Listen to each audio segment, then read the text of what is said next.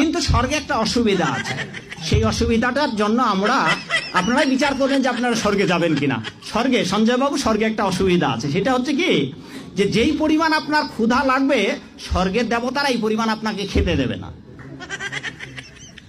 ওখানে সুন্দর সুন্দর পাকা ফল আছে, কিন্তু গাছের ডাল থেকে ছুটে আপনি খেতে পারবেন না।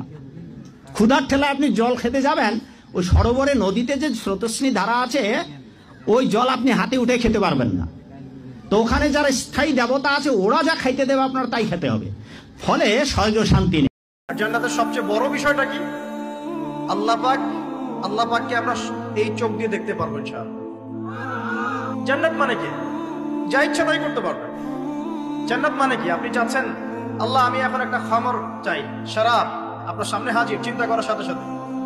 জান্নাত মানে কি? আল্লাহ আমি আপনাকে দেখতে চাই, আল্লাহকে আপনি দেখতে পারবেন। জান্নাত মানে কি? আপনি মধুর নহর, দুধের নহর, পানির নহর, শরাবের নহর, হুরে নিন চতুর্দিকে ঘোরাফেরা করছে।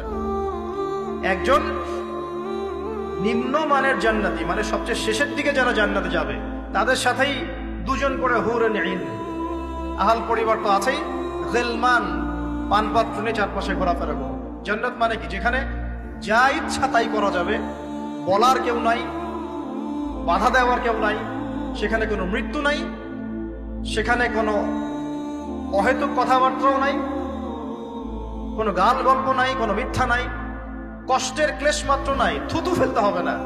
জান্নাত মানে থুতু ফেলতে হবে না। জান্নাত মানে হাঁচি হবে না, নাক ঝাড়তে হবে না। জান্নাত মানে ইস্তেঞ্জা, পেশাব পায়খানা করার টেনশন নাই।